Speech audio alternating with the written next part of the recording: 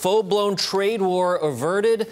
I think based on what we were already talking about, you got a bunch of headwinds against any positivity here. Well, that's wishful thinking about the trade. Secondly, we have a market that's, irrational exuberance on steroids based on the false premise that the business cycle has been abolished. After all, we're in month 108 of the weakest business expansion in history, 11 months from the record, which happened in the 1990s under far more propitious circumstances. And now we're facing three headwinds that can only mean trouble for the economy and the market going forward. All right. First, you have an unhinged, crazy man in the Oval Office when it comes to trade. He's a lot worse this year than last year. Because last year, what he wanted to do, taxes, getting rid of Obamacare, that required congressional action, massive politics, negotiations. And he had support of his party. And he had some, and he barely got it through, and it was a bad tax bill to begin with. But the second point is, this year, like some kid, he discovered the matches in his mother's pantry. And the matches are trade policy and these ridiculous national security investigations under Section 302.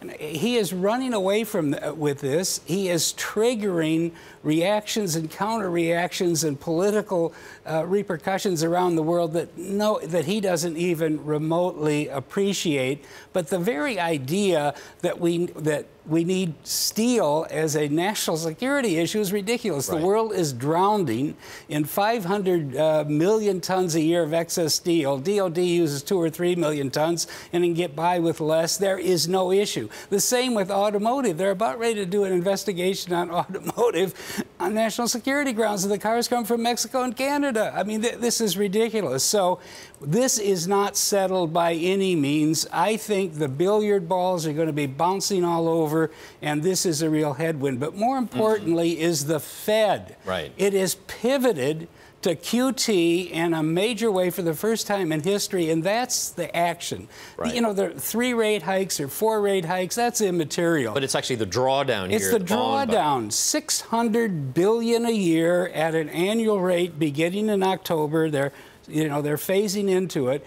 And people forget that as recently as 2002, the entire balance sheet of the Fed was $590 billion. In other words, they're going to be shrinking, dumping bonds to a magnitude that's greater than the entire Federal Reserve balance sheet that took them 94 years to achieve by 2002. And it's not just the Fed, the rest of the central banks of the world, one way or another, are moving in that direction. Remember, 2 years ago, the central banks were lifting $2.4 trillion of government and other paper out of the market in QT, in Europe and here, the UK, Japan, and elsewhere.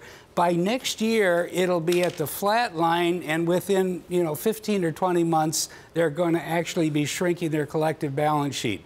Now, the third thing David, is you have basically the federal government launching into a massive fiscal stimulus in the 10th year of a business expansion, and they're going to borrow $1.2 trillion in the year ahead.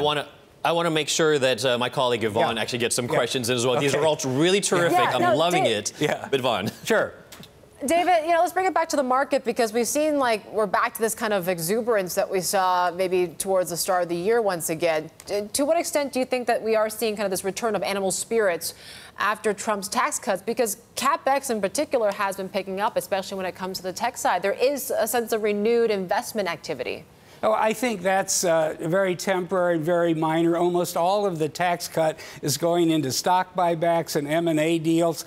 We had record stock buybacks in Q1. The numbers that I see is that during 2018, the corporate sector will spend $2.5 trillion on M&A, dividends, and stock buybacks. That's not going to cause the economy to grow. It may give a temporary lift to the market, but the market ought to be rational enough to see through it, because it's not sustainable, and it's being funded with borrowing, which goes to my point before, that $1.8 trillion of paper will be heading for the bond pits looking for a home. 1.2 that the Treasury's borrowing in the year ahead, $600 billion of old bonds that the Fed is dumping. We've never had anything like this before. There is going to be a massive yield shock. It's not priced in, and you know, the rubber's going to meet the road.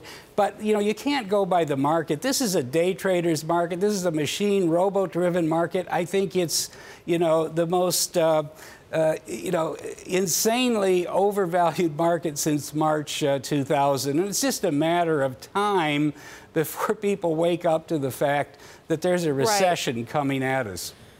David, then let me show you a chart real quick here about the earnings picture, because that's what is getting all the bulls quite excited. I mean, the profit from the S&P has risen for 15 straight months. We've climbed about 20% along the way. Don't you think earnings itself is growing fast enough to justify further upside? I know you have a pretty bearish target here for the S&P right now. Well, yeah, absolutely not, because this is a round trip from an earnings cycle reduction that was driven by the, you know, the global energy commodity cycle, the dollar going from strength to extreme weakness at the bottom in Q1, which is already, you know, reversing. But the point is, 4 years ago, in September 2014, earnings on the S&P 500, GAAP earnings that you don't go to jail for if you report them, were $106 a share. In the quarter just ended, March, they were 115. That's 4 years, 2% a year growth.